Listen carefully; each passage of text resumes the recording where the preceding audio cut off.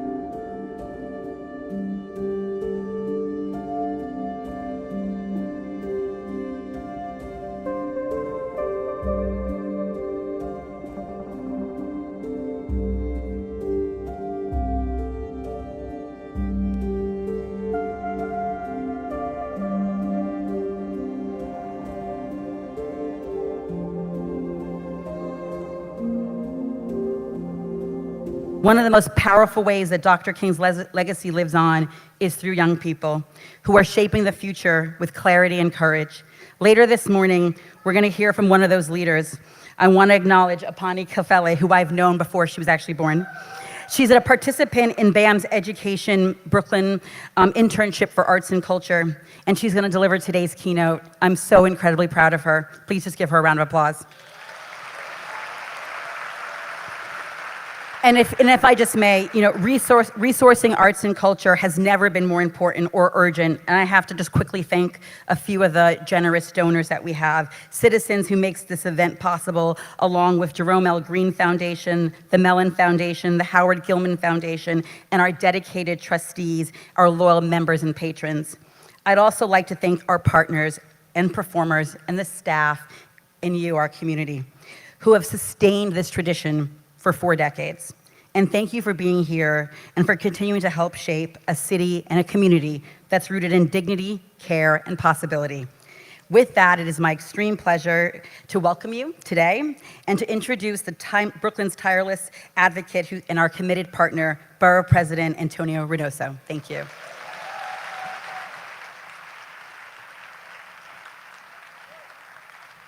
Good afternoon. Good afternoon. It's King Day. Clap it up. I'm so happy to be here. My name is Antonio Reynoso, and I am the president of the greatest borough in the city of New York, Brooklyn. I just want to do a couple of shout outs. Marianne Smalls, the TA from Flatbush Gardens. Flatbush Gardens in the house? Love you. And Catherine Gray from Bridging Access to Care. Where is she?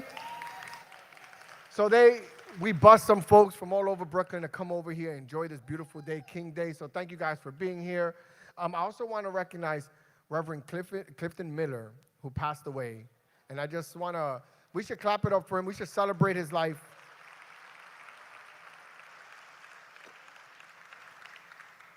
And I'm really looking forward to today where Reverend William Barber is going to speak. I think you guys are in for a treat, obviously. And today's a special day. We're gathered to celebrate 40th anniversary of the first Martin Luther Jr. King Day.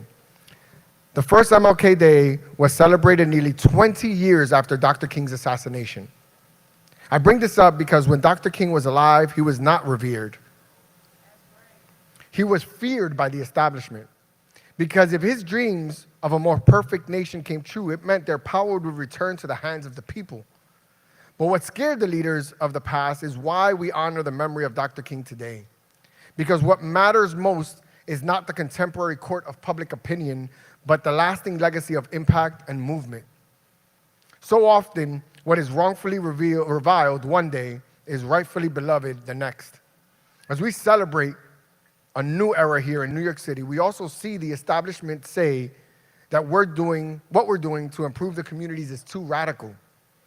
They'll say passing Mayor Mamdani's affordability agenda is too radical. They'll say abolishing ICE is too radical. They say ending the genocide in Gaza is too radical. Yet those same people see nothing wrong with Donald Trump, are truly radical fascists, raising the cost of healthcare, deporting our neighbors, and illegally entering our country into another endless war in Venezuela. My friends, this is not an era for naysayers. Let today be a reminder that far too often the positive verdict on progress comes far too late. But it was never too late to do what is right. And I have no doubt that the path we forge here will bring brighter days for our city, our country, and our world. Just as Dr. King was resolute in his dream of equality, let us be resolute in furthering that dream. Because in Dr. King's own words, darkness cannot drive out darkness, only light can do that. Hate cannot drive out hate, only love can do that. And in Brooklyn, we're going to continue to spread light. We're going to continue to do what the great Christopher Wallace told us, the notorious B.I.G., which is spread love because it's the Brooklyn way. Thank you so much. You all know that I'm deeply proud to be from Brooklyn, the borough that raised me. And we have a lot of leaders that are helping move our country in a direction that is deeply meaningful. And they just happen to be from Brooklyn, too. I call them the skinny boys from Brooklyn is what we're calling the crew, as the three-man team, because we have Hakeem Jeffries, our congressman. And even though he's not as skinny as he used to be, we have my good friend, my great friend, our Senator, Chuck Schumer.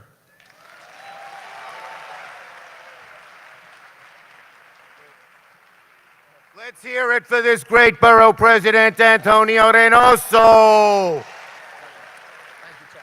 Thank you. It's great to be here. I always come.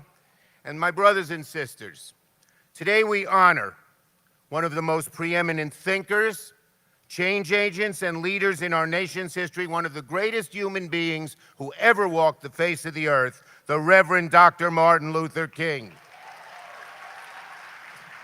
His words and deeds accomplished nothing less than the elevation of the universe, of the human race.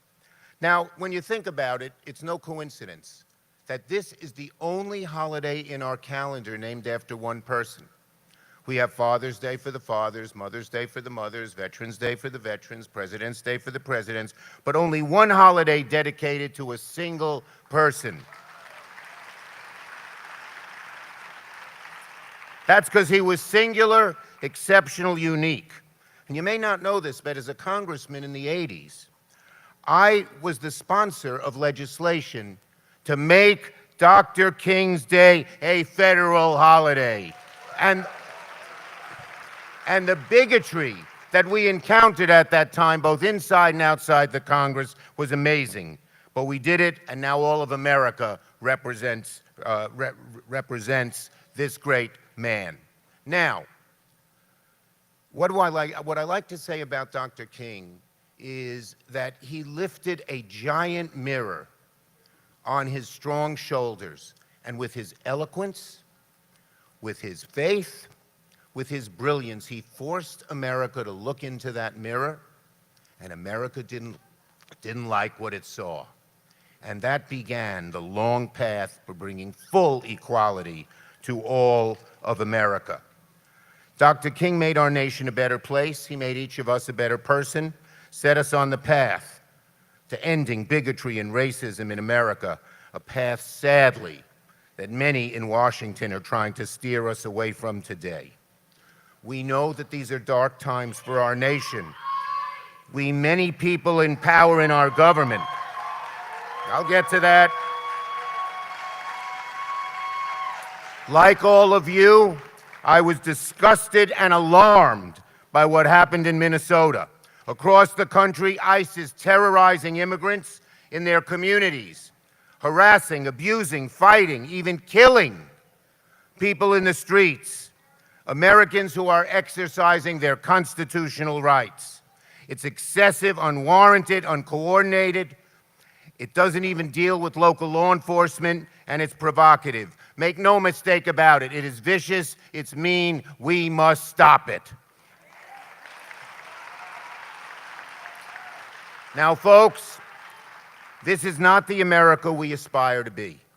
This is not the America of Dr. King's I Have a Dream vision, centered on America's founding ideals. This is not freedom. This is not the spring of justice that MLK fought and died for. To paraphrase Abraham Lincoln, who in so many ways set in motion the nation's fight for true equality, when we feel we have nowhere else to go, where do we go? We get down on our knees and pray. But that's not the end, my brothers and sisters. Faith without works is dead. After we pray, we march. We keep marching, we organize, we educate, and we vote. Because the march towards a more perfect union is not done. When this administration tries to rewrite our history and erase the contributions of great African Americans, we must keep marching. You cannot teach American history without teaching every American Black history.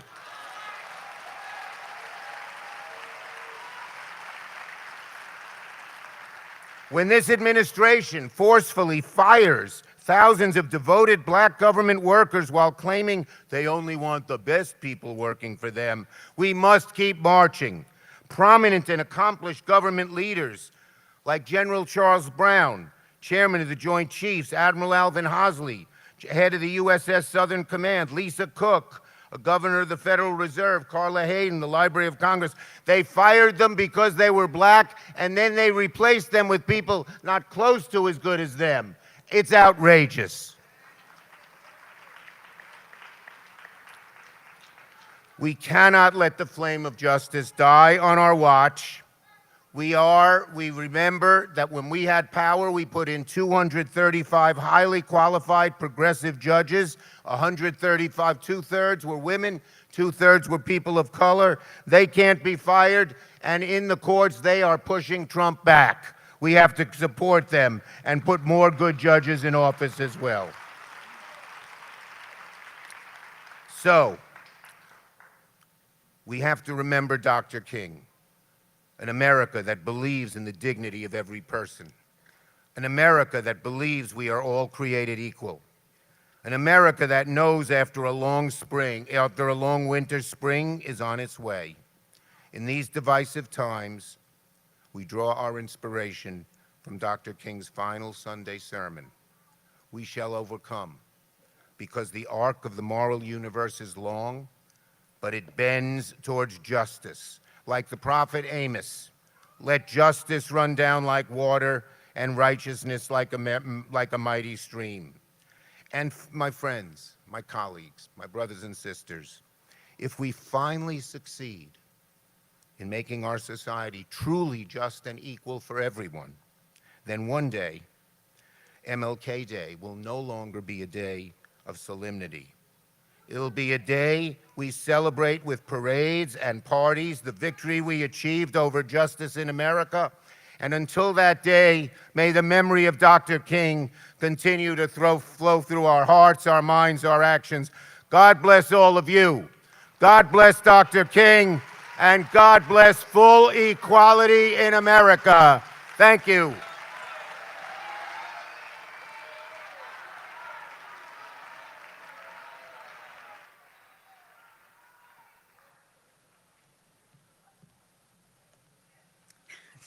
Thank you, Senator Schumer. Now I have the great pleasure of introducing our governor, Kathy Hochul, a longtime public servant and leader dedicated to building stronger communities, expanding opportunities, and championing the people of our state. Thank you.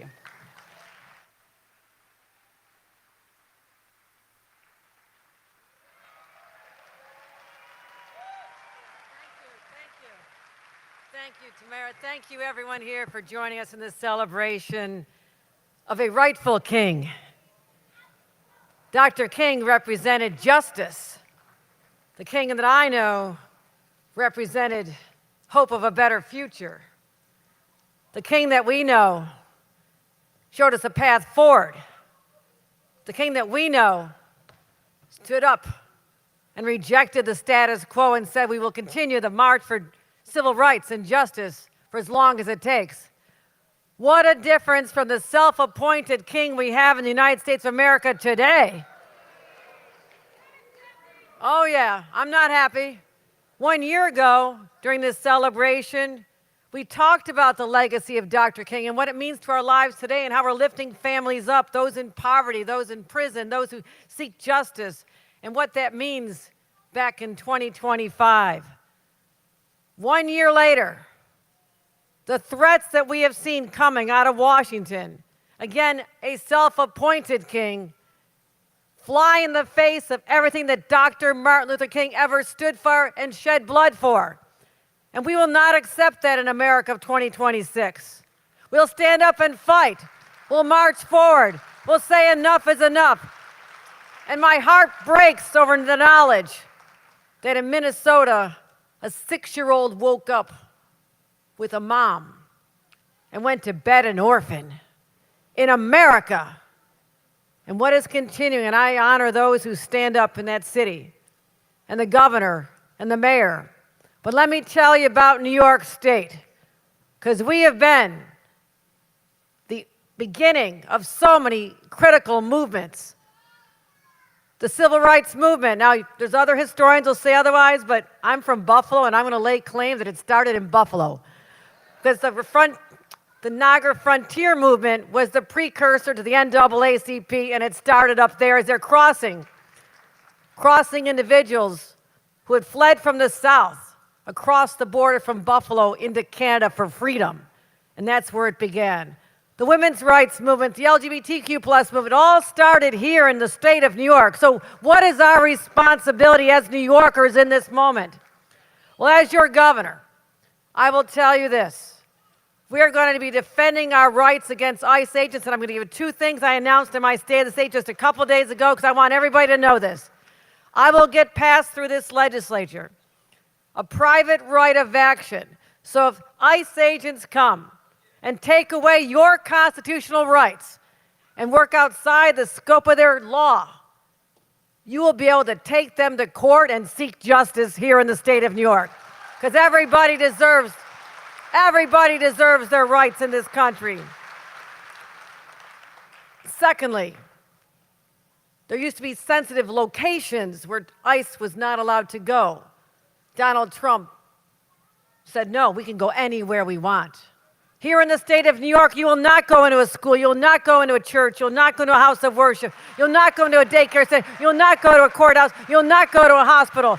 You will stay away unless you have an order signed by a judge that you're in pursuit of someone who committed a crime, not the civil offense of simply coming here, searching for a better life like my grandparents did coming from Ireland as very poor teenagers. And so many of us came from that universe, that world. And New York will always stand strong. We still have the Statue of Liberty in our harbor. And we're going to make sure that that flame never is extinguished under the king that we have in Washington right now. So, Dr. King, we will not let you down.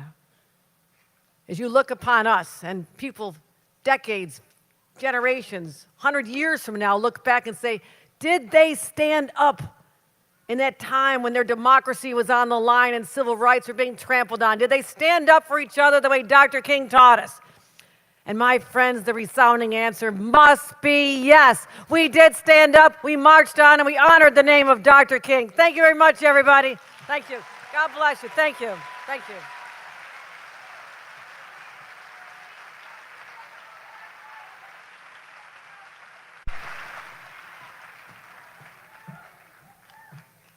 Hello, Brooklyn. Let's do that again one more time. Hello, Brooklyn. My name's Coco Killingsworth. I am the Chief Experience and Impact Officer here at BAM, and it is my honor to, I guess, take over the emceeing for the rest of the day and to just keep it Brooklyn all the way. And our next speaker is doing just that. Congressman Hakeem Jeffries is the House Democratic leader and a Brooklyn native whose leadership is rooted in deep commitment to community, culture, and expanding opportunities for New Yorkers and the nation. BAM, give it up for Congressman Hakeem Jeffries.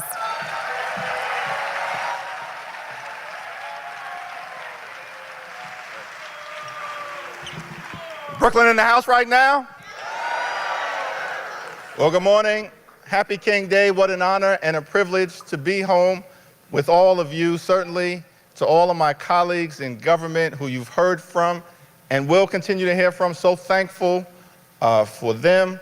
We had the governor, the mayor, we'll have the attorney general, I think the DA, the borough president, city council speaker, our member of the city council, other members of the legislature, of course, the Senate majority leader, the House Democratic leader. That will be me, y'all. And all of the above. But we're so thankful for the honor and privilege to represent you and to celebrate the life, the leadership, and the legacy of the Reverend Dr. Martin Luther King Jr. here on this annual day. And I think I can say clearly in Brooklyn, the Reverend Dr. Martin Luther King Jr. is the only king we celebrate here. Not the wannabe authoritarian down in Washington, D.C. Of course, as we gather here today, we know these are challenging times.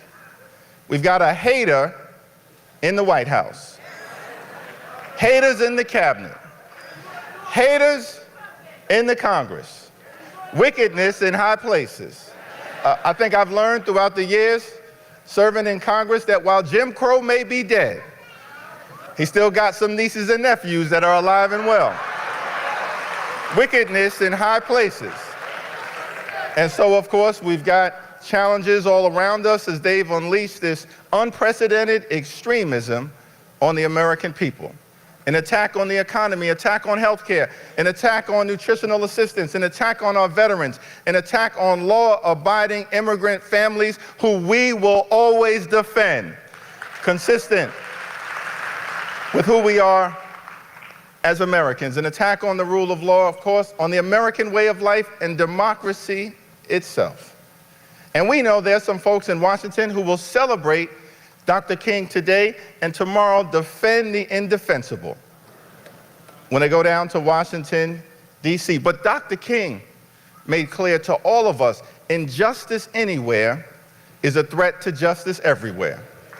And we must stand up for every community that is under assault by this administration and the forces of extremism, and channel what it is that Dr. King had said to us, our civil rights heroes and foot soldiers, to always show up and stand up and speak up for what is right. And to channel that courage, that character, and that conviction that they all had, our ancestors, against all odds, facing authoritarianism in the Deep South. And you know, during the dawn of the civil rights movement, when Rosa Parks in December of 1955 decided to sit down on that bus in defiance of Jim Crow, sit down on that bus so that everybody else could stand up, The odds were great.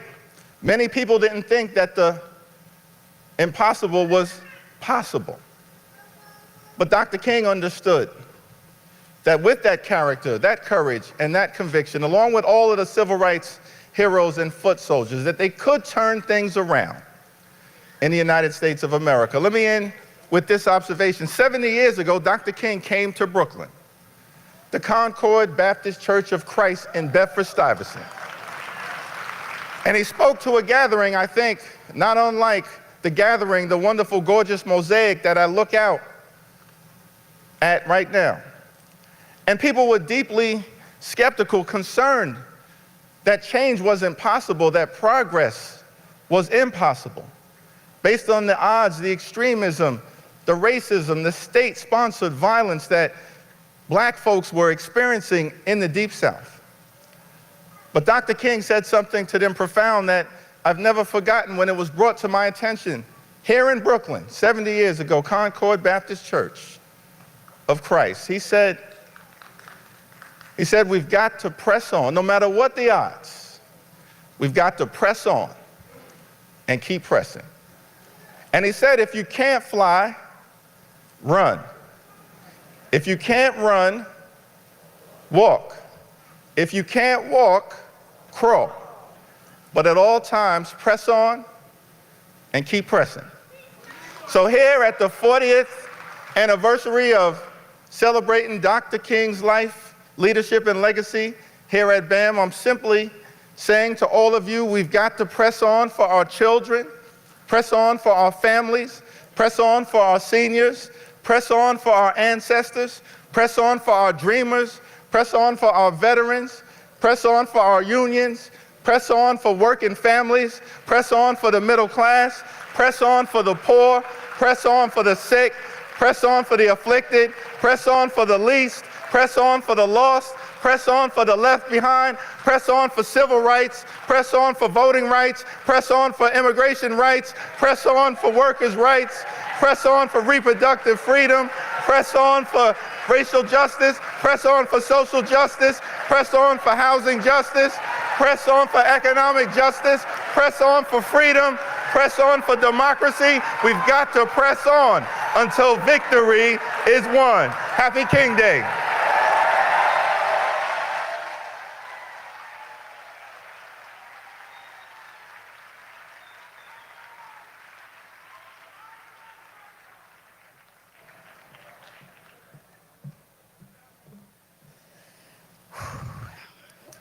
Press on. Press on. Speaking of pressing on and pressing hard for justice, our next speaker is Attorney General Letitia James.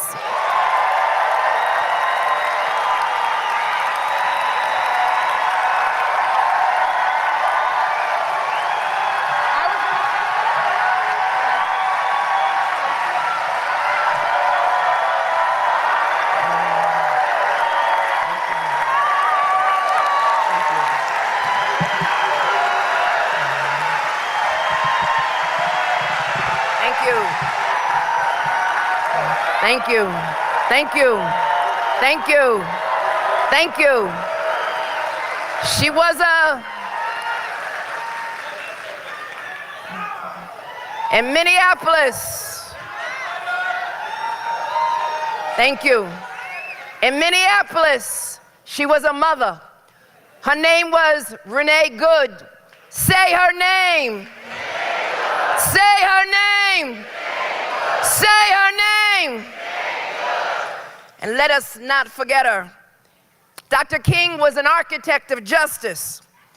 And today it's not just about remembrance. Today it's about living out his legacy. Today it's recommitting to his unwavering commitment to social and racial and economic justice, as well as uniting the world. All of us are part of a cloth, a whole cloth instead of patches of the same. In honor of what Dr. King called agape love, unconditional love, redemptive love. Let us recommit to Dr. King's values, his mission, his dreams, especially during these dark days when prejudice based on race and ethnicity or religion is used to create conflicts that distract us, when immigrants are being disappeared, when they are afraid this morning to go to church, go to work, go to school, afraid of this nation, when they're hiding in the shadows right now, immigrants who you may not know their name, but they serve you each and every day and they add to our economy.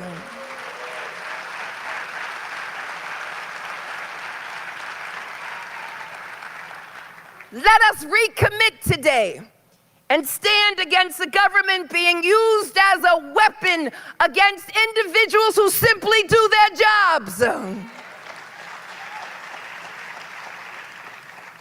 A government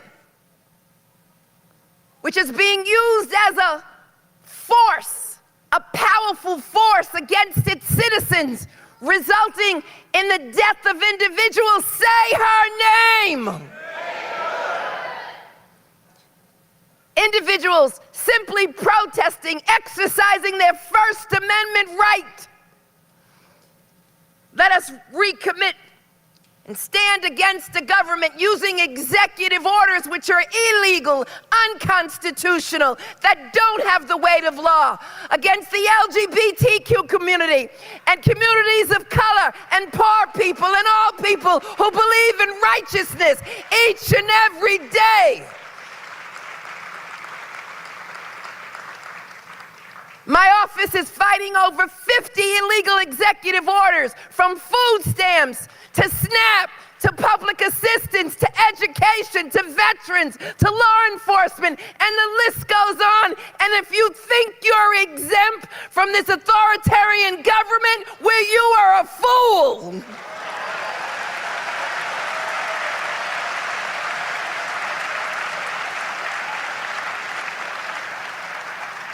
They want to exert power over New York. They've got to respect us as a sovereign state, and they've got to recognize, as the Attorney General of this great state, I've got a job and a duty to protect all of you.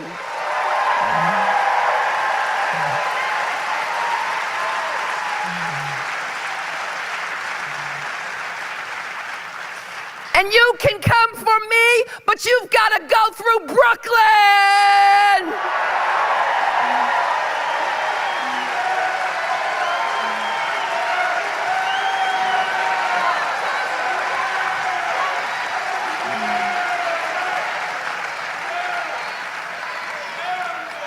So let us stand this day like Dr. King, who spoke for the unheard, the masses, the stranger, the foreigner, the immigrant. Let us stand for those nurses who are on strike today.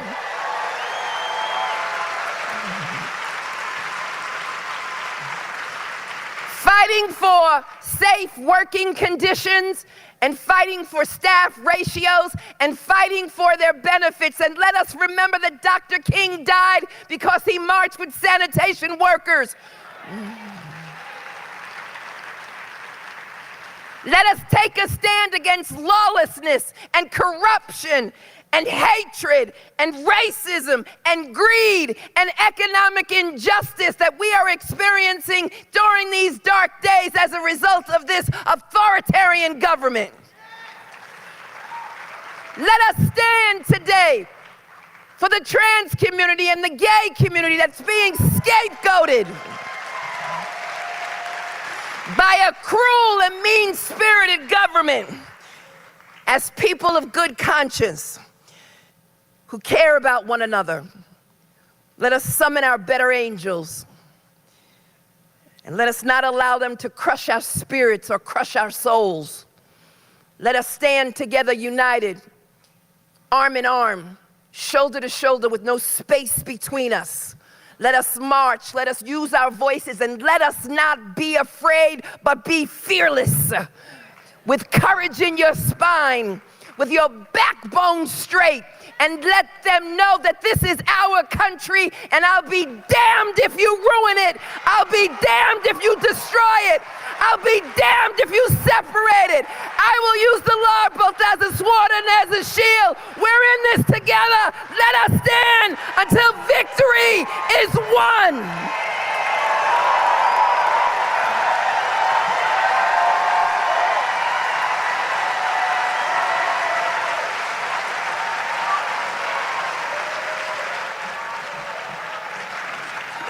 That's our Attorney General, y'all. Give it up for her. Now it's my great pleasure to welcome a dedicated civic leader. Thank you. A dedicated civic leader who champions and fights for us, fights for small businesses, and for all New Yorkers. Please help me in welcoming to the stage New York City Council Speaker Julie Menin.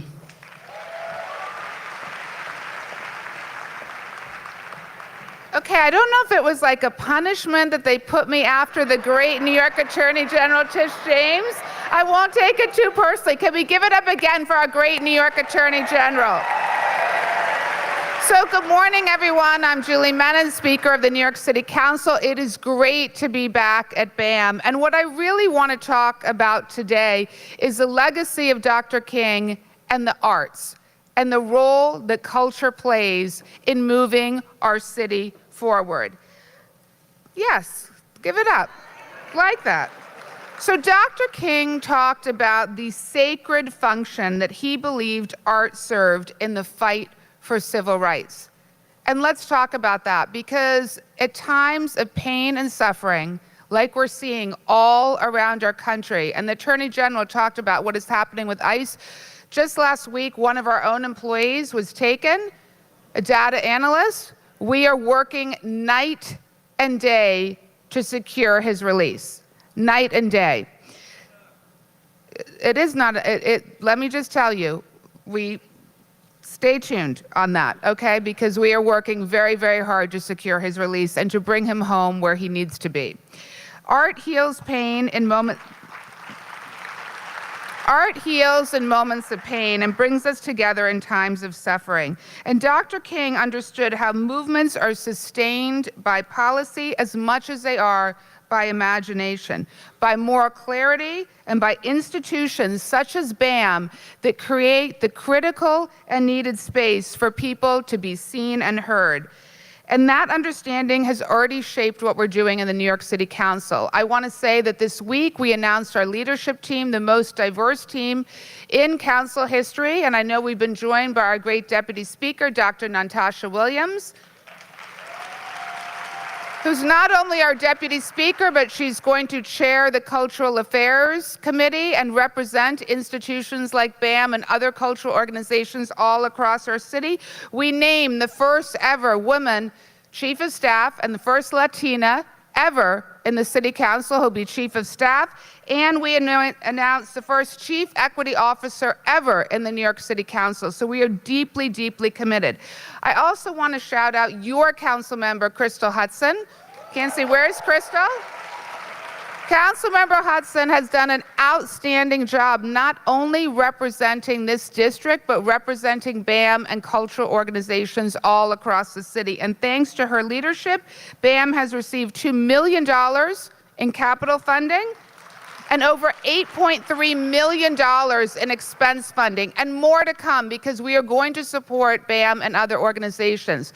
When we talk about the arts, we know some of our kids in the school system do not even have an art room. Think about that. So we are not educating our kids in terms of the creative sectors, the arts, when public schools across the city don't even have an art room. That's unconscionable and it's shameful, and we need to change that. Give it up, absolutely. Dr. King often spoke of the beloved community, a vision that is rooted in dignity, shared responsibility, and collective care. And cultural organizations are vital to that vision. They build bridges, not borders. They ground us in shared humanity, and they help communities remain connected when the political climate is strained, when the political climate is shameful, when the political climate is unconscionable, as it is at this moment. When government invests in culture, which is what we are going to be doing in the New York City Council, and when cultural institutions hold government accountable, as they should, we move closer to the democracy that Dr. King imagined. And we in the City Council are deeply committed to this. So I really want to thank BAM for 40 years of honoring Dr. King, not only through tribute, but through truth, through creativity, and care for our community. Thank you.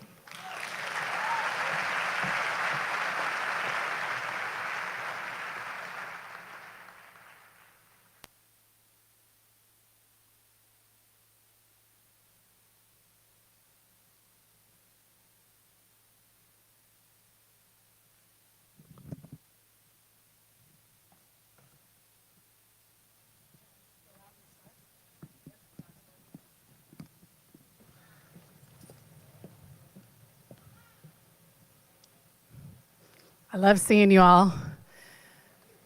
We're gonna bring it back deeply to Brooklyn and deeply into our art and to ourselves. And while we wait for this moment, I want you to take a moment of fellowship. Look to the person next to you. If you don't know them, introduce yourselves. Say good morning.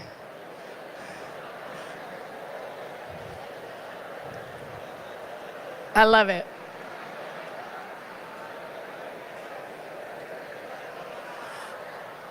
Beautiful audience, thank you for doing that.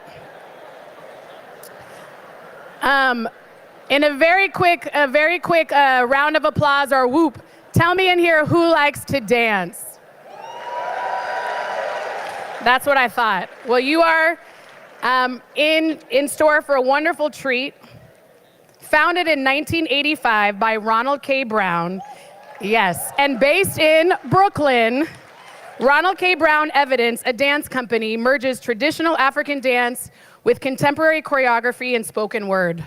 Ronald K. Brown has choreographed for Ailey, Philadenko, and more. His recent work, set to Max Roach's Percussion Bittersweet, premiered in 2024.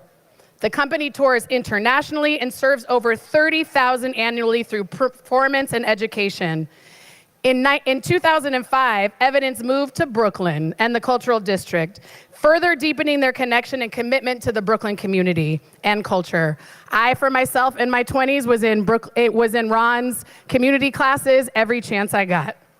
Today, we are blessed to have a solo from one of Ronald K. Brown's Evidence premiere pieces, Grace. Dance for You by the beautiful Kalia Campbell.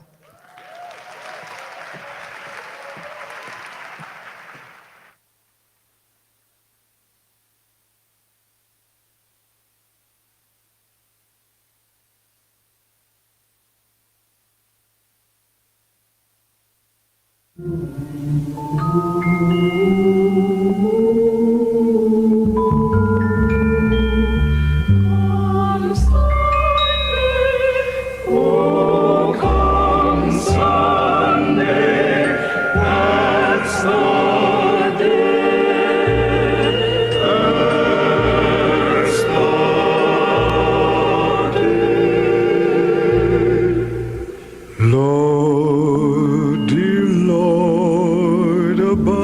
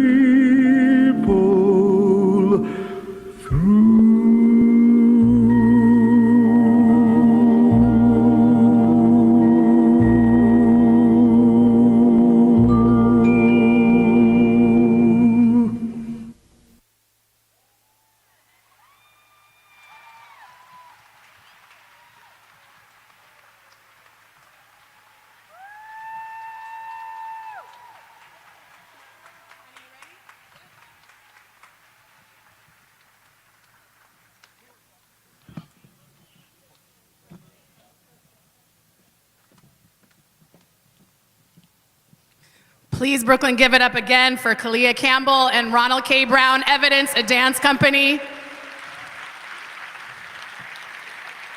Thank you for that beauty, for the grace, and for bringing us into our artistic selves today. Our next speaker is deep in the artistic and cultural community, even at a young age. Aponi Kafele is a Brooklynite who's passionate about the educational and unifying power of storytelling. She's a student producer of PS Weekly, a podcast about the NYC public school system. Her podcast about climate change was the catalyst for a composting program at her school. Aponi has been a leader in her high school community since freshman year when she founded The Flare newspaper, where she serves as editor-in-chief. She combines her creativity and visionary skills as a volunteer at the Free Black Women's Library, as an events planner at the Brooklyn Museum, and as a participant in probably her favorite activity, BAM's Brooklyn Interns for Arts and Culture. She is a 2026 Posse Scholar. Let's say that again. She's a 2026 Posse Scholar who will attend Vanderbilt University in the fall. She has a great love for all things music, fashion, and fiction. Her mama, who used to work here at BAM, has deep roots in the Brooklyn and in the artistic community, and her godfather is Ron Brown. Brought to us today by citizens who supports community, who supports the future, who supports leaders, who supports Dr. King's vision. I give you Aponi Kafele.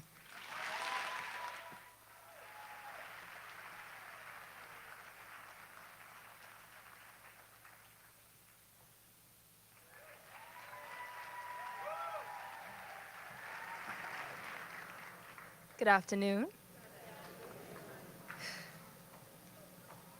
When I was 7, thank you, my teacher showed my class a photo of a man on a podium speaking before a crowd, jutting his finger up into the sky, like there was a North Star. My teacher told us of a visionary, a great man with a plan and the strength to pull his people forward. My teacher said that the world was looking for young people to lead, just like he did. Then, my teacher turned around to us, looked around and asked, well, who was going to do it?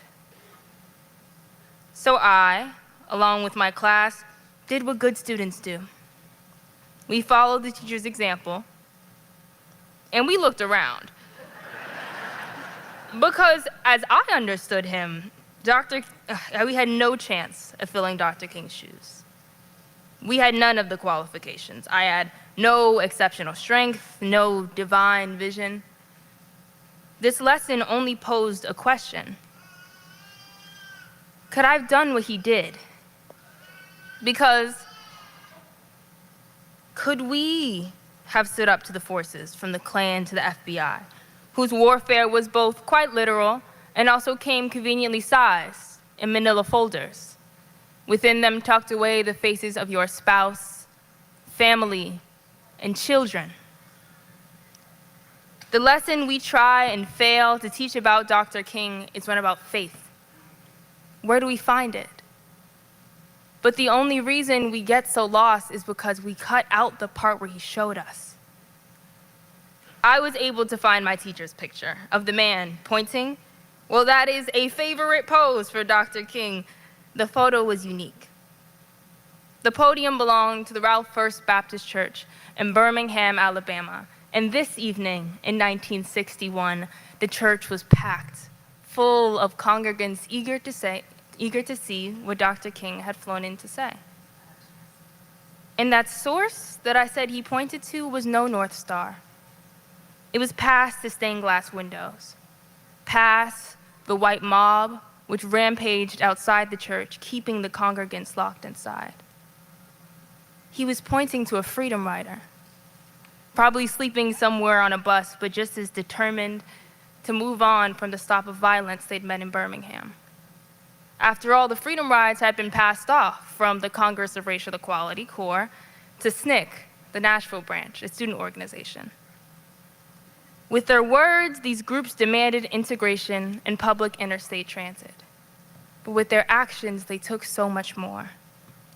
What CORE had come up with had grown beyond them. Freedom riders came by the hundreds. People as young as 18 stood up for what they knew was right. They faced life-changing violence, yet they drove on, chasing a light that was clearer to see when they closed their eyes for dreaming than when they awoke. And then, in the midst of their struggle, before any sign of victory, Dr. King pointed to them as you would a star. Their resistance created light, like striking a match.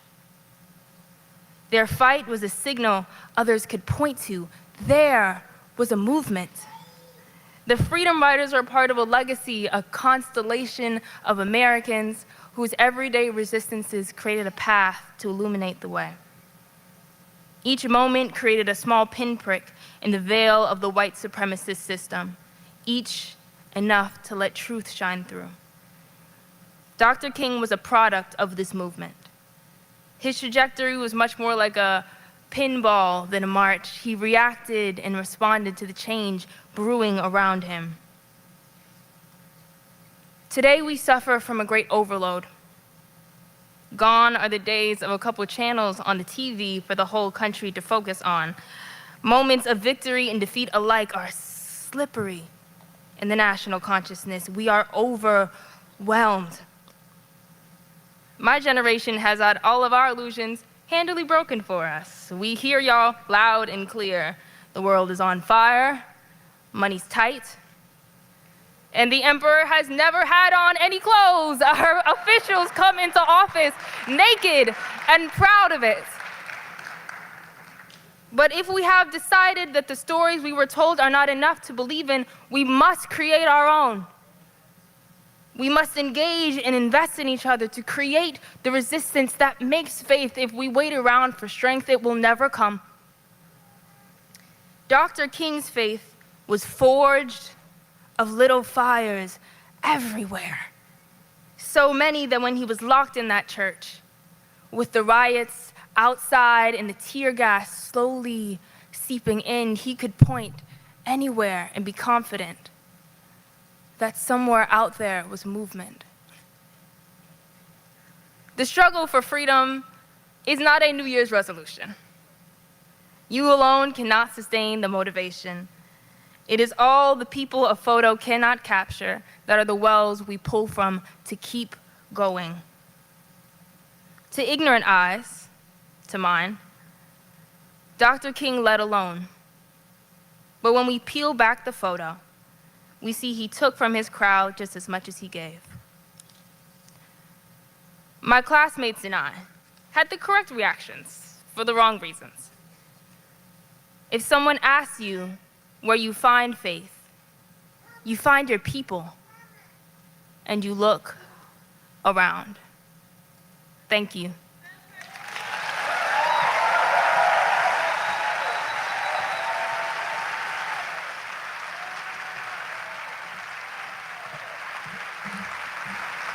That's right. Stand up.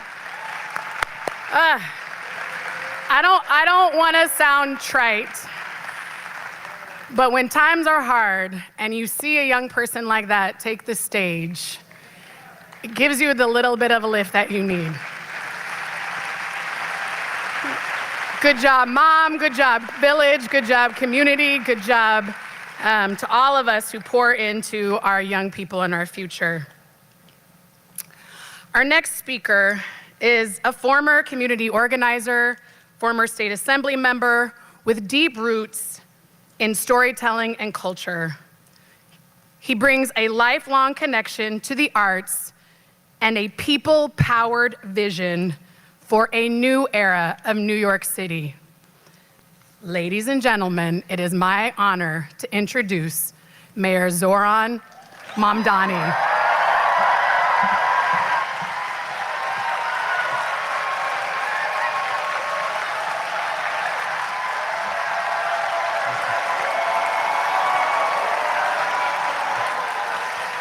Thank you. Thank you so much. Thank you so much. Truly. I got 7 minutes left to say this. Good morning, Brooklyn. It is such a pleasure and a privilege to be here as your mayor. You know, here today in Brooklyn, standing alongside so many of my fellow elected leaders and countless others who this city looks to for guidance, for wisdom, for moral clarity, I feel a renewed sense of purpose in this moment. It is the purpose of building a city that feels like home. Not just for those who've already made it, but for those who are fighting to stay. It is the purpose of fulfilling the trust that New Yorkers have placed within us to endow our schools, our transit, our streets, our economy with fairness and with dignity. And it is the purpose that we all reach for, but frankly rarely attain, to emulate the great Dr. King, the man who inspired so many of us to pursue lives of service as we work to build a New York that belongs to every New Yorker. And Dr. King knew this city well. He organized here, he preached here, he recovered here by the gifted doctors and nurses who provided him care at Harlem Hospital after an attempt on his life. And I think often of the words he spoke here in April of 1967 when he addressed the congregation at Riverside Church in Manhattan. Dr. King said, "Now let us rededicate ourselves to the long and bitter, but beautiful struggle for a new world. This is the calling of the sons of God, and our brothers wait eagerly for our response. Shall we say, the odds are too great? Shall we tell them the struggle is too hard? Or will there be another message of longing, of hope, of solidarity with their yearnings, of commitment to their cause, whatever the cost?" And when we look honestly at our city today, that question from Dr. King feels urgent. Because while this city is wealthy beyond measure, it is also deeply unequal. Some New Yorkers sleep in penthouses, others sleep on the sidewalk below. We contend with a status quo that is somehow both broken and yet hard to break. And we know that few feel the harshness of these failures as intimately as Black New Yorkers. In our city's most bus-dependent areas, it is Black residents who have to wait longer for buses that run too slow and cost too much. Black children that study in crowded classrooms, Black mothers who are 9 times more likely to die of pregnancy-related causes. And as we speak, you know, I often speak about the need to make this a city of fairness. And when I speak about how the wealthiest in this city should pay a little bit more in taxes, I am often told about a potential exodus that could occur. And what I tell them is not just that this is an exodus of fiction, but also why is there no focus on the exodus of fact?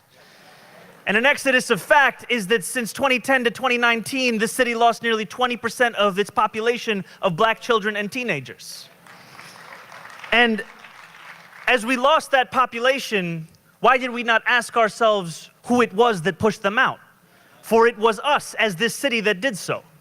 Though we oftentimes try and make that decision as if it is an individual one of one specific family, one specific child, one specific teenager.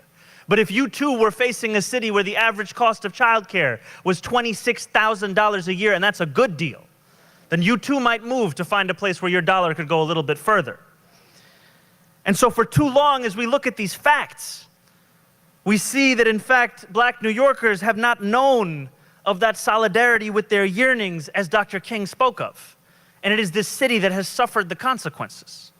So as we rededicate ourselves to that long and bitter struggle, we cannot turn away from those facts of the years that came before us. We cannot turn away from the facts of the day that has brought us here together today. Because that lack of solidarity, those consequences, both of inaction, we also see them with what other speakers today have spoken of. We see them in the craven abuses of ICE across this country and also in this city. Each day, they target our immigrant neighbors with impunity. They wear masks because they know that what they are doing is wrong. They leave a wake of terror in communities they claim to be protecting. We are seeing people being taken on the basis of the color of their skin and the sound of their voice. I say that to you not just as the mayor of this city, but also as an immigrant myself. A man who came here at the age of 7 years old, who grew up here, had a green card here, got my citizenship here. And the very same buildings that I looked to then as the moments where I could become an American, those are now the buildings where New Yorkers are going, knowing that their fate is likely detainment or deportation. There is nothing abstract about this cruelty, and there is nothing beautiful about it either. Where there is beauty, however, is in our shared struggle for a future that we are building together. A beauty in a new kind of partnership in our politics between a city and a state that understands that it can work together and it can, in fact, deliver more than $1 billion in funding for universal childcare right here in New York City.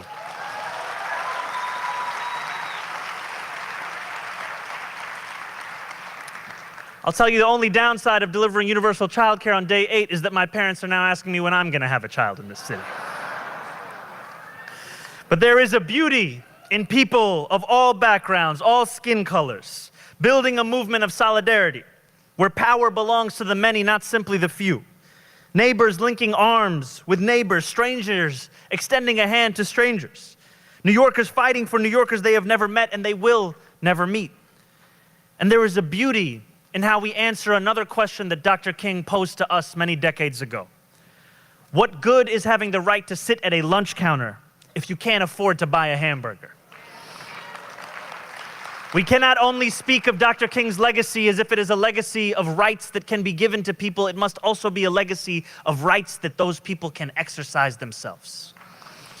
So let there be beauty in how our city, in every decision we make, every struggle we face, every adversity we overcome, comes together to set a new standard of leadership. We know that the world watches closely to see how we govern, how we innovate, how we create. Our brothers wait eagerly for our response, in the words of Dr. King. May that response be one that is governed by compassion, where we outstretch our arms rather than clench our fists. What we have in our hands is what Dr. King and so many others sacrificed for. They sacrificed so much so that we could win this moment. We could win the power to better our world. Now let our commitment to that cause never waver, no matter the cost. Thank you, Brooklyn. Thank you.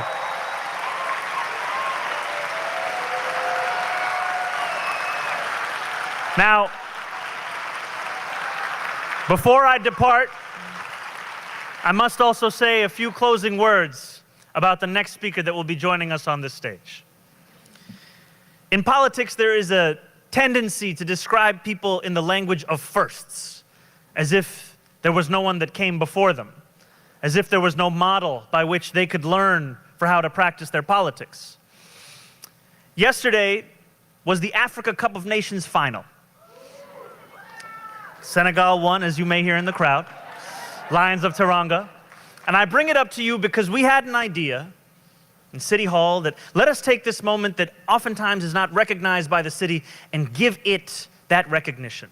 Let us take a city institution and make it a place where Moroccans and Senegalese and Africans from every country can come and watch this game and celebrate. And we decided to do it at Surrogates Court in New York City. And I tell you this because I got that idea from the public advocate Jumaane Williams. Because it was Jumaane Williams who had a Ramadan iftar at Surrogates Court, where he invited so many who had never felt that the city could see them in a place that was so obviously of the city.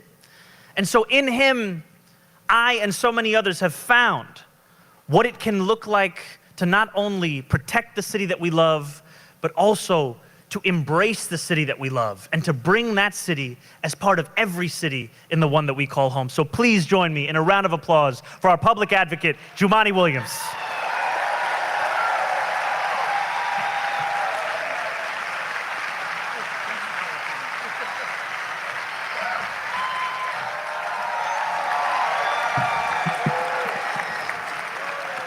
Peace and blessing, love and light to everybody. Thank you so much. I love y'all too. I make sure I won't make anybody cry today. Peace and blessings. Please give another round of applause for your mayor, please. It's awesome, Zohran Mamdani. I'm so honored to be here. I don't know where my mother is, but she's somewhere here. She's brought me here since I was a kid, so it's an honor to be able to speak here. She didn't think I was gonna make it, but I'm here, Ma. I don't know where she is. And I'm honored to be next to this brother I've seen grow up right here, who's doing the sign language for you. It's just been an honor to see him grow up, man. Good to see you, brother. The evils of capitalism are as evil or as real as the evils of militarism and racism. The problem of racial injustice and economic injustice cannot be solved without a radical redistribution of political and economic power. Now, that's not a quote from the new radical socialist mayor in 2026. It's Dr. King nearly 60 years ago. I say this to remind everyone that Reverend Dr. Martin Luther King Jr. was a righteous agitator, a transformational revolutionary, and remains a hero of mine. Many people will share Dr. King's words today, claiming to support him and the movement he helped for civil and human rights. And many will twist his words, dilute his message, appropriate his efforts for their own benefit, when really they should just keep his name out of their mouth. We cannot allow leaders to sanitize Dr. King's mission, to soundbite his revolution when they oppose the very principle he fought for. If you say you would have been with Dr. King then and you're not with him now, you're a hypocrite. We are in another moment of violence against predators, of protesters, of dehumanization, of targeting people for their background and tagging supporters as anti-American. If you believe you would have been on the right side of history then, prove it now. Otherwise, your words are empty. I'm into the revolutionary king, the one who worried if he had integrated into a burning house, the one who said next time he goes to Washington, D.C., he's coming for his check, the one who said he was worried and tired of marching for something that was his at birth, the revolutionary king. Dr. King also said that a nation that continues year after year to spend more money on military defense than on programs of social uplift is approaching spiritual death. Look to Venezuela, look to Minneapolis, and you see how our current systems prioritize the weapons of the state over the welfare of the people. Renee Good, Keith Porter say their names. It is impossible to look at the images on our screens and the sights in our streets and not diagnose our nation as a heartbeat away from spiritual death. The sirens are wailing and so are the people, but we, the folks here, we're the emergency responders. And standing by Dr. King's revolution, we are called to do what we can with what we have where we are. Movements throughout history have been led by the names of people we know and supported by the many people that we do not. The tens of hundreds of thousands of people whose names are not in the history book that look just like you, but did what they could where they were. We are called to resuscitate our nation, to bring spiritual life, to use our lungs and voices to give it breath, our hands and works to restore its heart. We have lives to save. That must mean everyone's life. Everyone say everyone. That includes our immigrant brothers, sisters, and have to include our trans siblings. We can leave no one out. Please believe me, the price of your humanity being recognized cannot be dismissing someone else's. And if we are able to move through this moment of urgency, if we're able to stabilize, we have to remember that the treatment doesn't end there. We have to turn that heartbeat into a drumbeat for justice. So like they said in Brazil, no one let go of anyone's hands, because the wounds are older than 1 year or 10. The trauma from our pain runs much deeper. The treatment must meet the depth of the trauma. And yes, there are those who call it radical, but that just means it has never been done before. And when we are treating a disease that has spread across decades and centuries, we can't simply do what's been tried and failed before. We can't just stay in cycles of triage and treatment and trauma forever. Remember, love, like Dr. King said, is an action word. It's revolutionary. If it's done right, it can bring down walls of tyranny. Please look at someone and say, I have the strength to love. so I have the strength to fight. And remember, whatever they say, Dr. King was not loved at his time of death. He was mentioned as the most dangerous man on the planet. And people hated him, even some in the black community. So please do not sanitize his name, but lift it up and make sure you're there in love and there in struggle. And believe me, it is our time now to fight, but just like he did then, we can and we will win if we move in revolutionary love. Dr. Martin Luther King Day, remember in action for the rest of the year, because we have so much work to do. And I'll end with this. Too many of us drank that orange Kool-Aid last year. And I say that till we have to remember, it never just happens to the other person. It always happens to all of us. So grab horns with everyone, even folks you may not like, because someone's going to grab your hand and they may not like you either.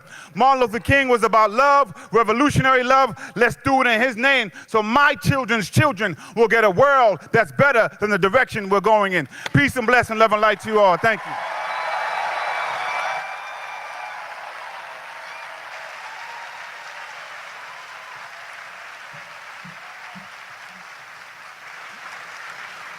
I love it. Got us all to our feet. Our next speaker is the council member representing this amazing district. A proud third-generation Brooklynite and a passionate advocate for seniors and creative aging in our community. When you think of this council member, words like determination, integrity, fight, fortitude, love, compassion, and a deep, deep belief in justice. Those words come to your mind when you think of Council Member Crystal Hudson.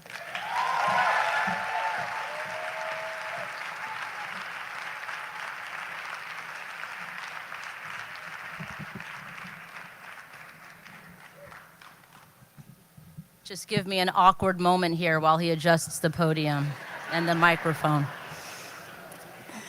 Good afternoon, Brooklyn. And the happiest of birthdays to the great Reverend Dr. Martin Luther King Jr. My name is Crystal Hudson, and I am your council member. I'd first like to thank BAM's new president, Tamara McCaw, and the entire staff for their commitment to accessibility, culture, and public life that continues to make this institution a cornerstone of our borough. BAM has always been a place where the cultural intersects with the political, where art does not escape reality but helps us confront it. And I'm so proud to represent BAM in the City Council. Now, imagine a harrowing era in our country. People struggling to make ends meet, scared to go to work, to school, to seek medical care, parents fearful that one wrong move could leave their kids orphaned, teachers showing up to work every day knowing they could be putting themselves in harm's way. There's social unrest, news of uprisings drive headlines, armed guards take to the streets, political figures, community leaders, and neighbors turned activists are beaten, shot, even killed by those claiming to keep us safe. Everyday people now martyrs of the movement. That could paint the picture of 2026 just as well as that of 1966. We must remember that the struggle Dr. King confronted did not begin nor end with him. From the era of slavery, when human lives were treated as property and slave catchers patrolled the streets and hunted down those seeking freedom, to the Jim Crow era, when segregation was codified into law and Black Americans were told where they could eat, where they could sit, and where they could learn. When violence was often the consequence of stepping outside those boundaries, that history is not distant. It is instructive. It reminds us that when leaders choose caution over action, when they delay in the face of urgency, real human lives are at stake. Hesitation and measured responses are not neutral acts. They are tools that have long been used to protect those in power while prolonging the suffering of the people. But let me remind you that it was from a Birmingham jail cell that Dr. King wrote, We know through painful experience that freedom is never voluntarily given by the oppressor. It must be demanded by the oppressed. His clarity feels urgent now. Today, as we reflect on Dr. King's legacy, I remember him as both a voice of unity and a revolutionary. Dr. King understood that freedom and justice require more than patience. They require insistence. They require confronting those in power who are slow to hear the cries of the people, those who prioritize comfort over courage.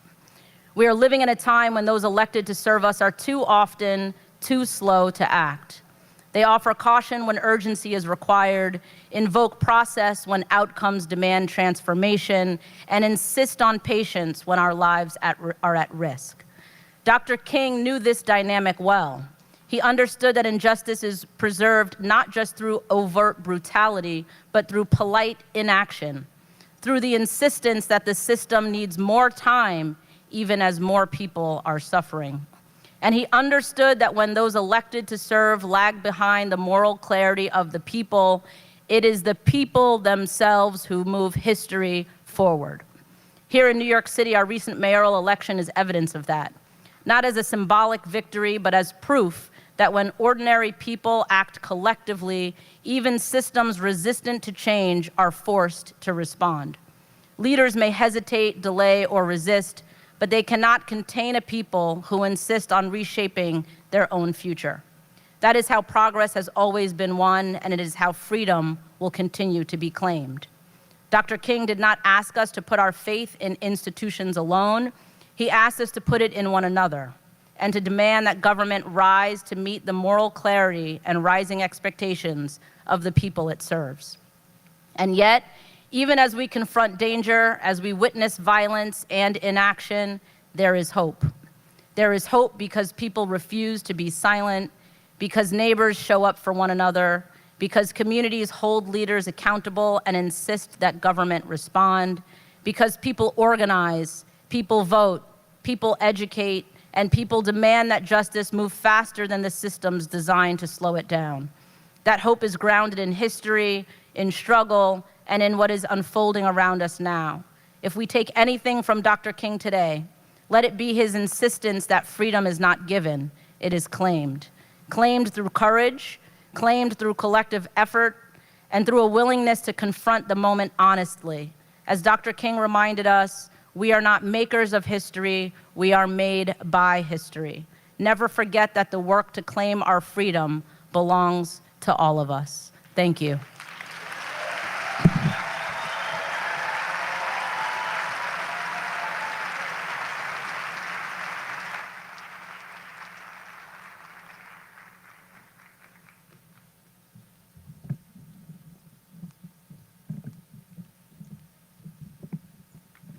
I want to say this is the moment we've all been waiting for, but we've had so many amazing speakers and performers today.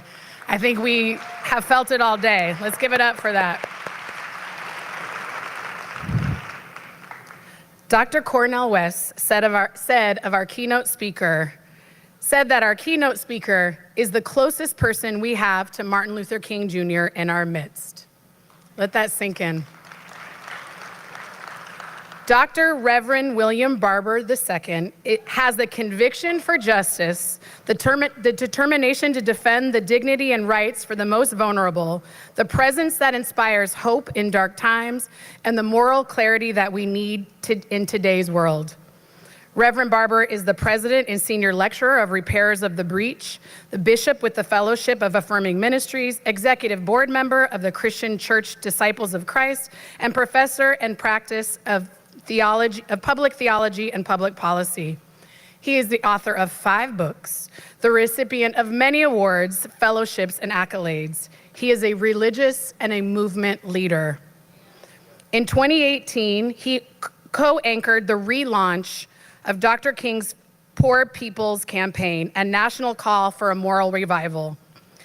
Again, calling back to the 1968 Poor People's Campaign organized by women's rights movement, Dr. King, workers' rights movements, religious leaders, and people of all races to fight poverty in the US.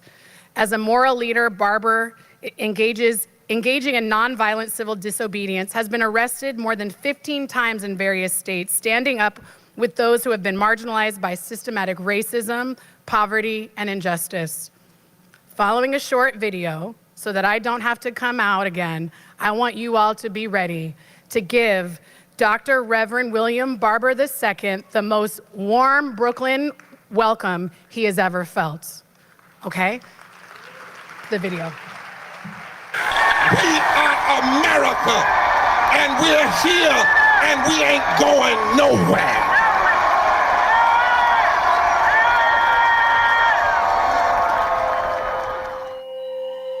We must be honest about the foundations of the political and economic systems we call America. I love America because of her potential, but I know that America will never even get close to being a more perfect nation until we are honest about the politics of rejection. I'm here today to share my daughter Venus's story. Venus discovered a small lump in her breast and she wasn't insured. Venus had to be approved for every prescription and every piece of medical equipment that she needed. I'm standing here today in solidarity with the Poor People's Campaign because no one should have to bury their child in America because they don't have health care insurance. I'm 46 years old. I've lived in poverty here in West Virginia every day of my life. And I'm working. I am working poor with a bachelor's degree. I'm doing the best I can with what I have. I'm a second-generation fast food worker, and I've experienced the cycle of poverty firsthand. Growing up, I watched my mother endure long hours of back-breaking labor, doing everything she could to feed me and my sisters. My employer barely pays me enough to pay rent and utilities, let alone with the medical expenses with my mother. I worked 41 years in the coal mines. I have black lung. And it's just unfathomable what these poor coal miners have to go through in order to get what they have worked for and deserve. I'm a Vietnam veteran. My only chance of going to college was joining the Army. It was one thing to know that you didn't have water and you couldn't afford your water. It's a whole nother to find out that they shut off your entire community and none of you matter.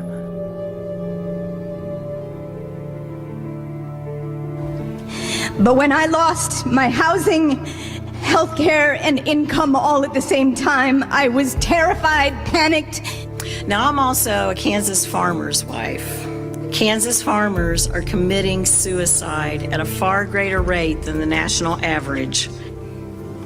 Hi, my name is Pamela Rush. I'm from Downs County, Alabama, and I live in a mobile home with my 2 kids.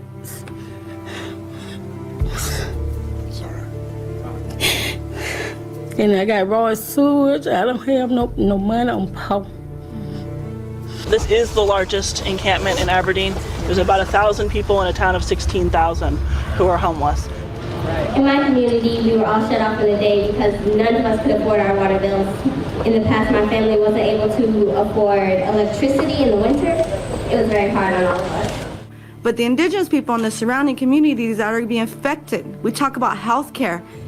We talk about worrying about the environment, but yet when they're allowing open pit mines and letting it leak into the land, into the water, the high rate of cancer and the high bills of health is going to continue to raise because of corporations and greeds and politicians that don't want to listen. There's a new chemical company that's producing another carcinogen in our community. It's amazing the people who just started dying of cancer.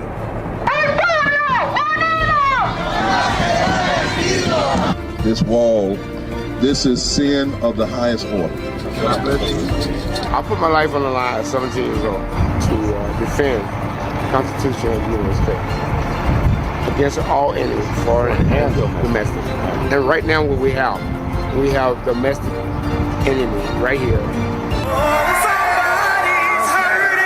People, and it's gone on far too long, and we won't be silent anymore. Our brothers and sisters are sleeping on the streets. For a country this rich to have so many people poor, it's immoral and it's wrong. Our backs are against the wall, and we got no choice but to push. Our agenda has power. Our numbers have power. Our unity has power. Justice power. Mobilizing power. Voting power. Organizing power. Power to make a difference. Until one day we are one nation, under God, indivisible, with liberty and justice for all. Power. Power.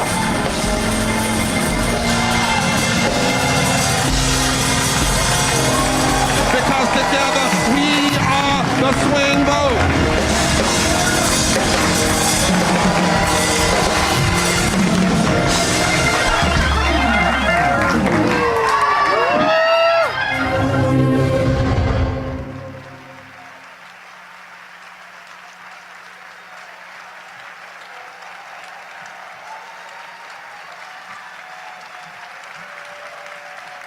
Forward together. Forward together, not one step back. Forward together, not one step back. Say it with me. Forward together, not one step back. Forward together. Forward together. Forward together.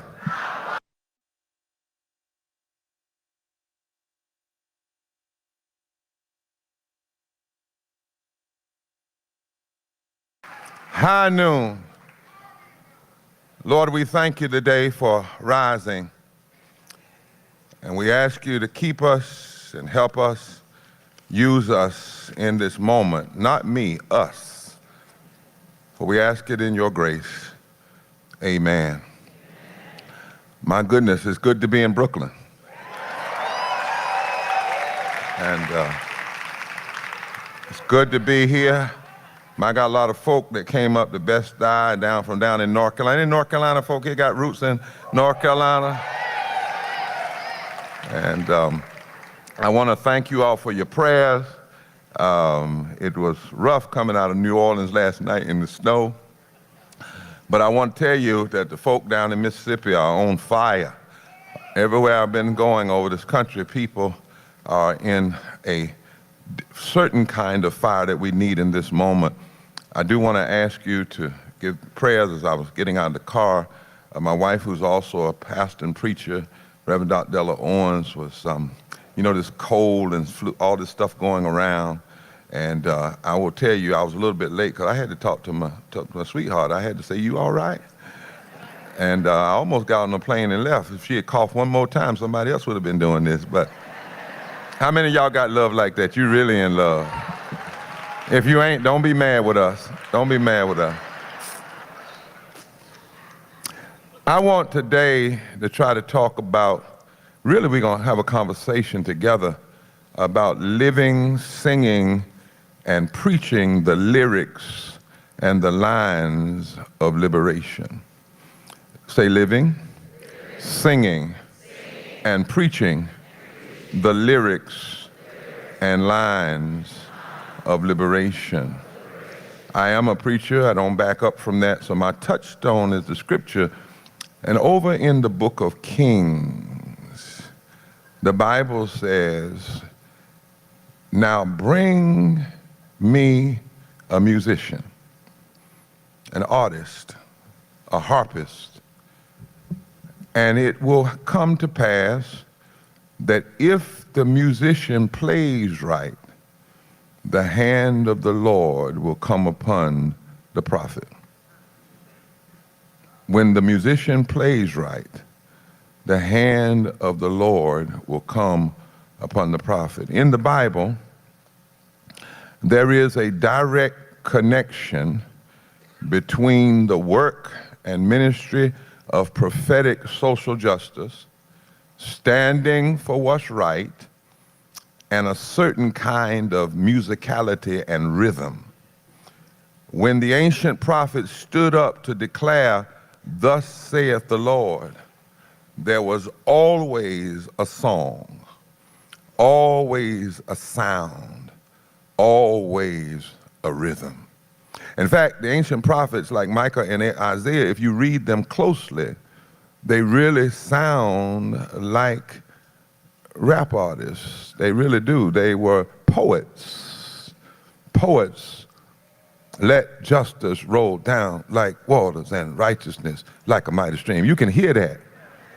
You can hear the rhythm of it, right?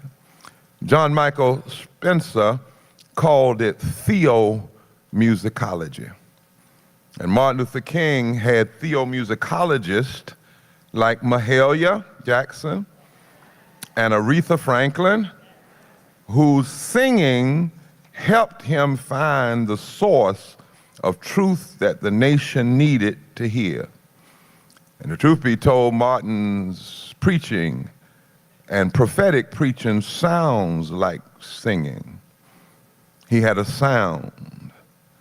He had a rhythm. He had a beat. He had a note. Dr. King's preaching really is theological music.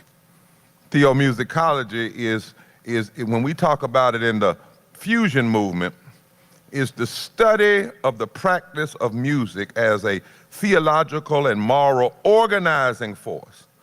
Music that just doesn't fill a place on the program. Music or poetry that's not an afterthought, but a forethought. It explores how songs and artistic expression unite the people across lines of race and class and geography and religion. Something happens when we can sing together. Dr. King's preaching, if you understand it as theomusicology in preaching, was structured and it was intentional and it was communal music designed to change people's imagination, for them to imagine what could be in the face of what ought not be. You got to sing sometime when the lies are coming so ferociously.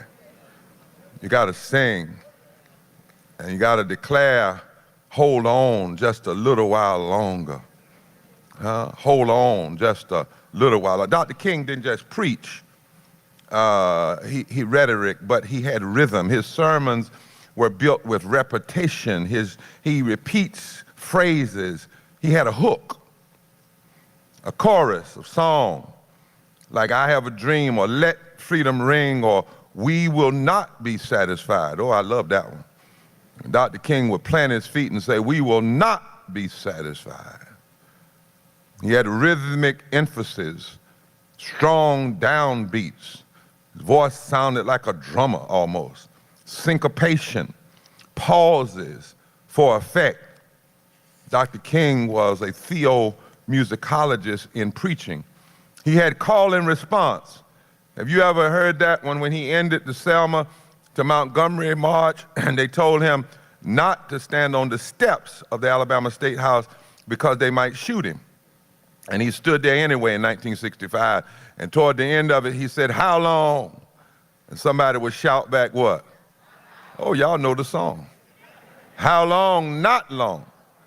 He had rising and falling emotions, musical, and these weren't accidents, and he wasn't playing. He wasn't like some of these folk just trying to pimp folk. No, that's not, you know, they just use rhymes to get in your pocketbook. Dr. King wasn't trying to get in your pocketbook. He was trying to get in folks' hearts. He was trying to move folk. And didn't he move us? You remember how when those 4 little girls were killed 17 days after the March on Washington, 15 days after my birthday, Dr. King went down to Birmingham, and if you ought to listen to that eulogy, it has a certain minor key to it. He says that sometimes life is hard as steel. But then in the midst of the minor key, he begins to give poetic and rhythmic expression to those young girls, and he places them in the major key. He says, and yet these 4 heroines and martyrs, they still have something to say to us. And the issue is not so much who killed them, but what killed them. It is that same rhythm, that same lyric that we need to be asking right now. about what happened in Minnesota with Sister Good and what has happened with 20 to 30 some other detainees since last year who have died in custody, and what happened when they killed George Floyd, the question becomes not who killed them, but what. What kind of mindset would loose ICE agents? What kind of mindsets after somebody says they love you, you shoot them 4 times in the head and then call them the name of a female dog? It's not just who killed them, but what. Like music, you either loved his preaching or you didn't love Dr. King's preaching, but either way, it was unforgettable. His preaching named injustice, just like songs name injustice. Freedom songs, that's the power of freedom songs. Freedom songs, turn this up a little bit, name suffering without sanitizing it. That's a gift. You don't have any business talking about people suffering if you're trying to sanitize it and make it okay. His His preaching refused false neutrality. In other words, in music and in preaching theomusicology, somebody's got to take sides. Some things are not about left versus right, it's about right versus wrong.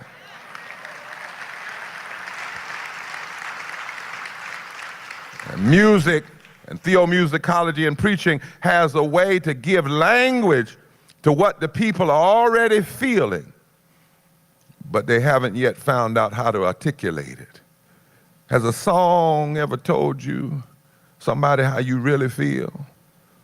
Both in the good and the bad, you know? Like sometimes you want to tell somebody in the old day you love them, but you didn't have the words. You say, like a picture hanging on the wall, it can't come and it can't call. Ain't nothing like the real thing, baby. You know, you needed a song. Or like when the brothers said, fight the powers that be. They say, yeah, that's what I've been trying to say. That's what I've been trying to say. Dr. King's preaching fused theology, ethics, and action. And his sermons always pointed outward. When you heard Dr. King, he didn't just preach, as I said, to get an answer, get a hoop on, just to get an organ playing and then go home and count the money. No, he was always trying to move people to do something. Somebody shout, do something. And music prepares people to act before they see the outcome. It's one of the powers of good music. It can cause you to act and stand up for what's right. You don't even know how it's going to turn out, but you know you're not going to stay here. Dr. King preached for a collective, not an individual. He was not preaching for his own personal growth, his own personal people to look at him personally. It was about the movement. And my God, didn't he help us? Didn't he preach and sing to us? Sometimes, as I said, he spoke in that slow minor key. And sometimes he was in full crescendo in a major key, like a drum major for justice. And where did he get all of this? Well, Dr. King was singing the desires and the heart that what people had felt for hundreds of years. You know, during slavery, when the preacher wanted to know who might consider going in the Underground Railroad, the preacher would start singing, I'll be a witness for my Lord. I'll be a witness for my Lord. Will you be a witness?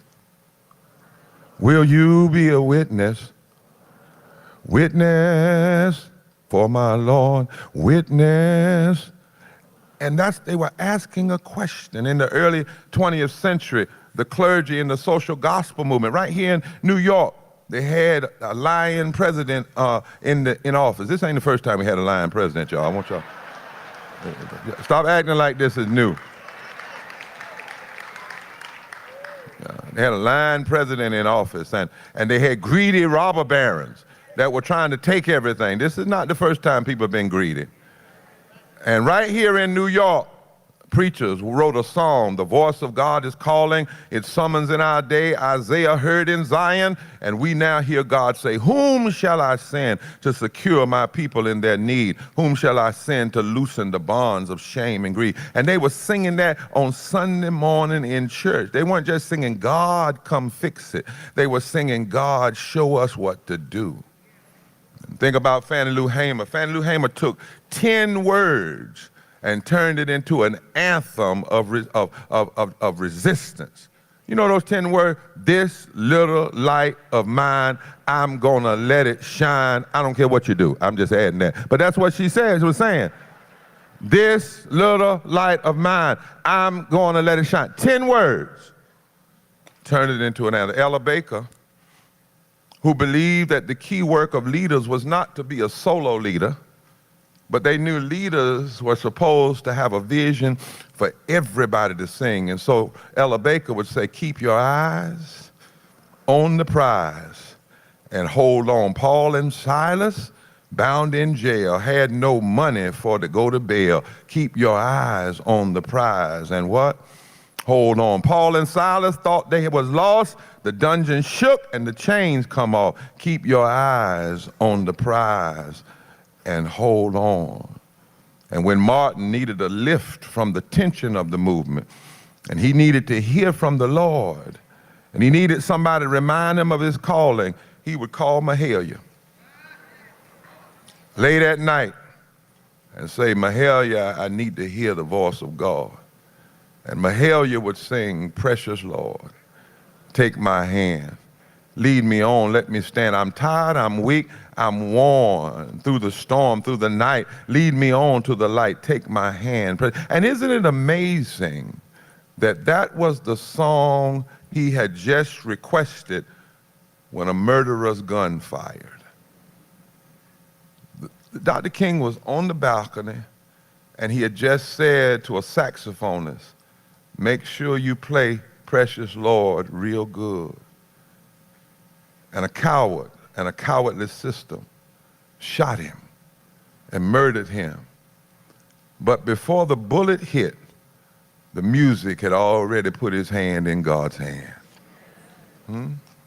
When Martin had been shot and murdered, his wife, who was a trained soprano, traveled in his stead to speak. Coretta was speaking after the funeral. She didn't just go home. She, with tears in her eyes, and she went to Solidarity Day for the Poor People's Campaign in Washington, D.C. 30,000 people were looking at her. She had tears in her eyes, and she started singing, "Come by here, my Lord. Come by here. Come by here, my Lord. Come by here. Come by here, my Lord. Come by here. Oh, Lord, come by here." And it was after that that she began to take up the voice of her husband. And she said, "You know, people ask me about violence and they say, what is violence since your husband was shot?" And Coretta said, "Yeah, my husband was shot. That's a form of violence. But stealing people's education is also violent. Ghetto housing is also violent. Not paying people a living wage is violent. Taking people's health care is violence." And then she said, "And even an apathetic attitude that refuses to stand up against the forces of injustice, that too is violence."